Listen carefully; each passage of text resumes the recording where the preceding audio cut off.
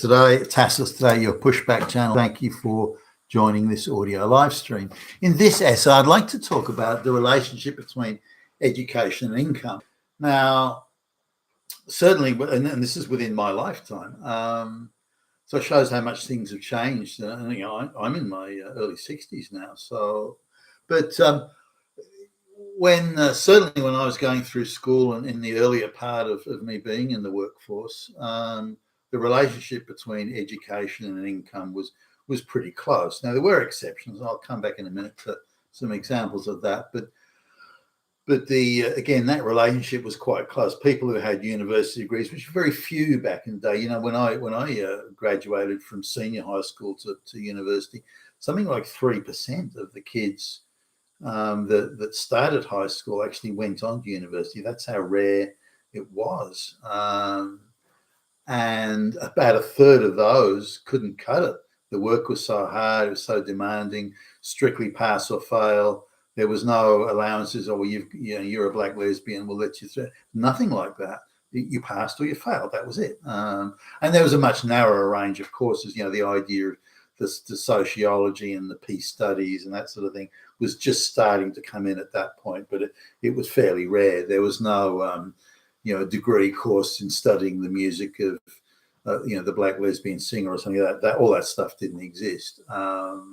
So there's many more courses now, which you could say are utter nonsense and trash. But again, that's a separate issue here. But I wanted to look at that relationship. So the relationship was very tight, very close, very clear.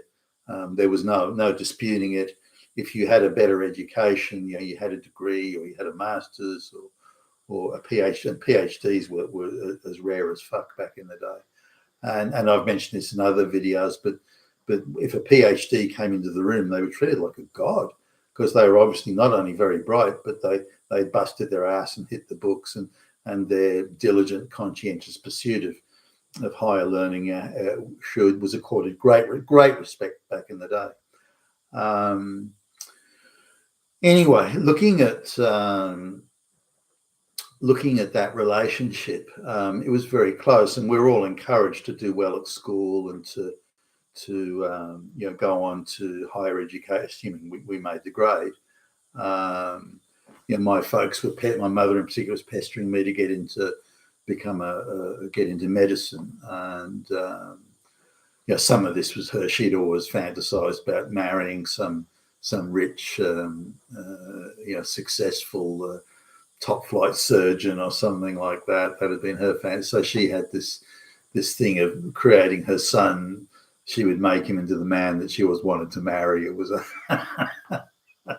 as a young guy, I didn't quite get that, but she was very determined that I go into medicine. I missed the cut, by the way. So I think the cut was you had to get better than 85% or something in the aggregated in the high school graduation to university exam, senior high school. And I got 70, and the cut was 85 or 75. The cut was 85, and so on. Also, back then they had a specific number of places at university. So if you're in a year where there are a lot of bright kids coming in, then the acceptance mark could go from 85 to 90, for example. As they only picked the best of the kids that sat the exams. Anyway, the relationship was only 3% went, and a third of those dropped out. So you're looking at, of the kids who began high school, about 2 in every 100 would have a degree, would get a degree. And the degrees were serious in those days. There were some classic stuff like studying ancient Greek or something. You did have that, but there were, the majority of courses were things like engineering, law, that sort of stuff, and that was those I made the cut to law, but not to medicine. So anyway, the relationship was close. Very few people had degrees, and when you look at, say, masters or PhDs, then the number of people who had those was infinitesimally small. Again, people who had a PhD. Someone who had an MBA from Harvard, for example, came in one company I was working. Again, they were treated with much reverence, and they were considered to be stellar examples of what you could do if you worked hard and you were bright enough and so on. But again, coming back to the issue, the relationship between your educational achievements and your income were very close. There were certain jobs that were just only available to people who had a certain qualification, as it was very hard to get that qualification, as in, the demanding strictly pass or fail. Then very few people had it. Only those people could get those jobs. Those jobs were good paying jobs. So that was kind of the path. Now, I know new kids that repeated the final year of high school because they didn't get a good enough grade. So they wanted to get into medicine, for example. And so they just went back they just repeated the final year of high school, the graduation exam, do it again so they could get a better result and could then gain access to, for example, medicine at university. So it was a very close. Now that relationship was, the better paying jobs, as in you worked your 40-hour week, the better paying jobs, and more prestigious, by the way, that those jobs paid well. But if you were, say, somebody who didn't have that education, as in university education or a master's or something, you could still do it right, but you had to work much harder to do okay. And over the lifetime, if you're using your brains, you can usually work for longer than if you have to do ass-busting, back-breaking type work. And again, I'll come back to that in a minute. Now, what was considered a high, if you finished, completed and graduated, if you got the certificate, if you finished senior high school, so I'm talking Australia now, back in those days, again, my lifetime, if you just finished senior high school, you were considered to be well educated at that time. The standard was that most people left school at 15, and most people only went as far as the junior high school, diploma. The senior high school diploma was quite rare. So something in the order of about a quarter of the kids that started high school would go on to complete senior high school and would get the senior high school diploma. So, and they didn't necessarily fail kids in those days for the high school. Oh, no, actually they did. But you had to get a certain minimum amount. So if you got, you had to get, I think it was, I don't know, I'm 55%, for example, you had to get, but otherwise you wouldn't get the senior high school diploma. But that was considered highly educated, so much so that when you got a job, even if it was just like a summer holidays job before you went to university, your higher education was considered to be, if you had the senior high school graduation diploma, they would give you a 10% premium on your salary. 20% if you had a degree, 35% if you had a master, this sort of thing. So there was a grading process. So this made something of a difference. So for example, I remember the first job, this was just a summer holidays job, well, in Australia, summer is of course in December, but a summer holidays job while I was waiting for the university season to start. And I don't know, I'm trying to remember what the wage was. I think it was $60 or something like that for the week. And so I'd get $66 for having a senior high school diploma. So you considered highly educated back then just to have that. Now, again, the relationship between you can see there, even in that example, the relationship between education and income. Now, there were people who I knew who were labourers, and I worked on weekends. I worked as a labourer for a landscape gardener while I was 17 and so on, doing the hack work on, and these were really steep sloping blocks, so it's ass-busting hard work in the hot weather. And the guy who ran the business was an asshole, and he wanted you to start at first light and wouldn't let you go until the sun was going down, but he paid quite well. He paid cash too. He paid quite well. So I used to put up with it, and I learnt goodness knows how many new profanities working for him. But there was a labourer, and I met other labourers who would work 7 days a week, and they would work double shifts or an extra shift, and if they worked for a company, they would get overtime and all these sorts of things. Every time there was a public holiday, they would work it. And so these guys could make easily, 3 to 4 times the average income, just by all these extra hours, extra shifts, overtime, and so on. And so they could do quite well from that. Now you had to be, motivated, fit, healthy, and you had to sacrifice, personal, social life, things like that. But it could be done, and they could do quite well. I knew a guy that went to work for a engineering mining company that was building some pipeline out in the middle of fucking nowhere in Australia. The pay was quite good, and all food and accommodation was paid for. And back then, I think you didn't pay tax, or you paid a much lower rate of tax on that income. This is to encourage people to go out there and do that work. And so he did that for a couple of years and came back and bought a nice house, for example. So he never had to worry about, rent or mortgages and things like that, which back in the day didn't take up too much of your income, or nowhere near as much as now. But nonetheless, it was something, okay, that's taken care of. I don't have to worry about that. So this was, again, a very hard-working or enterprising. There was a guy who was a bricklayer, I think it was, and he very fit guy, and he could carry sort of double the amount of bricks that sort of most people could or were prepared to do. And he did rather well. And so there were examples there of people who didn't have a high education or a good education, but who did. Similarly for tradespeople, I've known somebody I knew was a plumber. He decided to be a plumber, and he left school at 15. And by the time he was in his early 20s, he had a plumbing business, which is doing all right.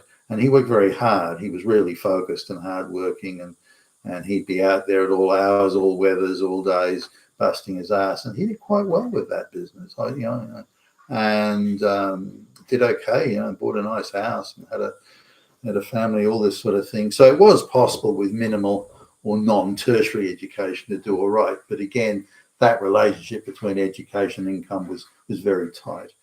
Now, that suddenly went off. And if I look at the charts today, the relationship between education and income, then there's a complete divergence. That absolute parallel lines that you could put on a chart years ago, that's all gone. It hardly exists. Not that there aren't examples of that. For example, a top flight surgeon, in a A-grade hospital doing, I don't know, brain transplants or heart transplants or something like that, is still going to do very well. But there's hardly any of those people around, so they don't become the rule or don't become the average even. So there's a big divergence between education and income now. There's a few reasons for that. One is that the affirmative action crowd and the equity crowd, equal outcomes, everybody gets a trophy crowd, took control of education. So kids that would have been kicked out of junior high school or kicked out of early senior high school, which they used to do. I remember seeing it. The teachers just come around and say to kids, "Listen, I used to overhear the conversations. Listen, Billy Bob, you're not you're not doing well. You're going to be lucky to scrape in at 50% here in the exams. Why don't you just leave? Go and get a job. Go out. You're wasting your time. You're taking out taxpayers' money. You're just go." And they had big clear outs when in third year high school for the kids that turned 15 in third year high school. Another big clear out at the end of junior high school. Another big clear out at the end of the fifth year, like the first year of senior high school. No, don't bother staying. Just go. And so again, it's quite about a quarter, I suppose, give or take, of the kids that started high school actually graduated with a senior high school diploma. So even the senior high school diploma was rare back in the day. But that clearing out of poor quality students that couldn't pass an exam to save their lives, that stopped, and now everyone has to get a participation trophy. And that came in two areas where the people that were doing well at school were overwhelmingly straight white males. Oh, Nazi, fascist, Hitler, swastika. So that encouraged the ire and the frantic toilet seat chewing of the activists. Couldn't have that. But also as a matter of prestige, not only was it equal outcomes and participation trophies, but it's prestige. People with a PhD are treated with reverence, godlike reverence, and it's very prestigious. I know, let's give everyone a PhD, and then everyone can be treated with reverence. And that attitude was very much, I noticed that even amongst some of the teaching staff and some of the activists and so on that were around, and some of the newspaper columns, which were quite subdued compared to what you would see later on. But so you have these cohorts. Bear in mind that only 25% of the students, based on merit, only 25% of the students graduated from senior high school. Now, what happens if the 75% that were told to leave school and go into, it could be trades or anything, just get a job. 75% of the students that were told to leave because they just weren't good students. What if they all stayed in school, or many of them did, the majority of them did, and then they all went through to senior high school? Then you have the issue of, well, people that go to university do better. They have better jobs. They're treated with more respect. So why don't we give everybody a university degree? So the amount of kids that going through school, to senior high school has more than tripled from the day. They're then going to university, but they can't compete at that level. They're students that wouldn't have made it through junior high school. So now they're at university, and so universities had to create soft courses for them or give them soft passes. Now, I've interviewed applicants for civil engineering jobs many times, whether they're part of a panel or having to do it one-on-one. And the difference in quality, the so-called oppressed minorities who have civil engineering degrees, they don't know shit. They don't know nothing. I mean, it is absolutely clear and obvious they didn't pass. They didn't meet an independent, impartial, meritorious standard. They were gifted handed as a gift the degree. Yet, in pretty much every instance, the straight white male did earn the degree. You can tell by their command of the subject, their knowledge, and so on, that they know what they're doing. Whereas the other ones, and I had like the classic. This is a white woman, white lesbian, and she was quite irate that she was being questioned on her civil engineering knowledge because she had a civil engineering degree. It was a civil engineering job, so of course you're going to be questioned on that. But she said, "Oh no, you're questioning me because you hate women, or you're a Nazi, or you're Hitler, or she's straight down that path she went." And she said, "Anyway, why do I need to know anything, given that everything I need to know or any information I need to reference is all on the internet? So all I have to do is Google it, and I'm good to go, and that's it. Why does anybody need to know anything?" But and so this is another factor that's also run in parallel, that given that there was a need in education, certainly when I was young, you had to not only memorize but understand and be able to put in sequence the information you'd learned, which you had to retain through memorizing.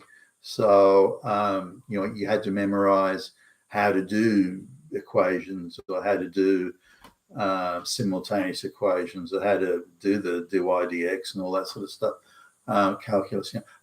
You had to memorize how that was done, and you had to memorize a whole lot of things, given that if you didn't memorize it and you didn't have the reference books at home, you would have to go to the public library, which was a bit of a chore.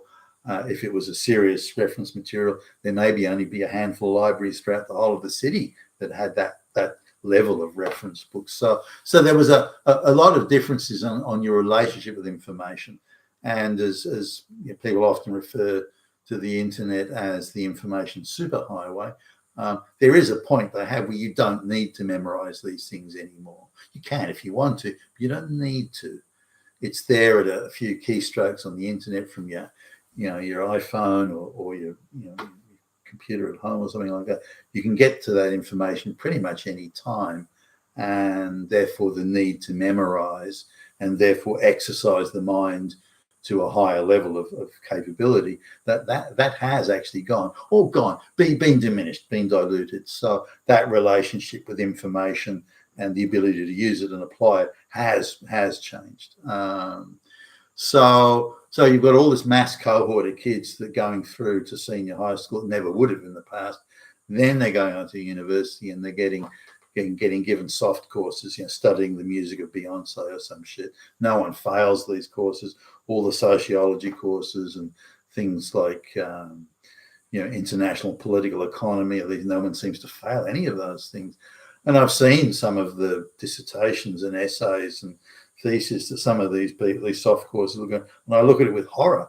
If a second or third year high school kid handed that work into me, I'd flunk it, and I'd flunk it seriously. And yet they're able to go through and get degrees and get high distinctions, and summa cum laudes and magna cum laudes and fuck knows what. So the idea that there's a large mass of people swanning around with degrees, supposedly highly educated, but in reality they're just junior high school flunkies that never would have made it out of junior high school.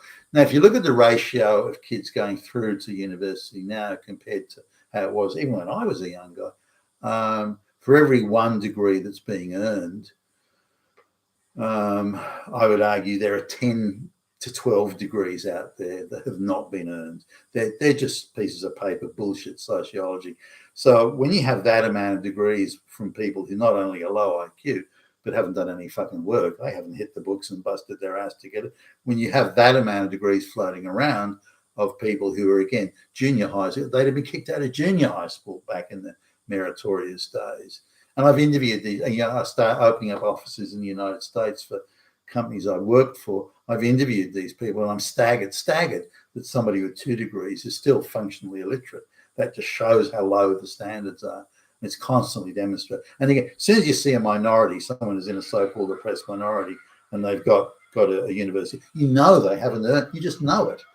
Sure, you can confirm that by talking to them and going through it, but you don't need to even do that. You know that they haven't. Now, there will be the odd one that has earned it and busted their ass, but only the odd one, and no more than that. So this has created a mass surplus of people running around holding unearned bullshit degrees, which is what's created the, I would argue, the divergence between education and income. But on top of that, it's diluted the income. I look at it, someone a 5 year, an engineer, 5 years experience, who's maybe deputy engineer in charge of building a big bridge, a lot of responsibility and all this sort of stuff. You can't fuck up the calculations in doing that sort of thing. They earn less money than a diversity officer, the specialist lesbian diversity officer at, say, a college or a university or a government department.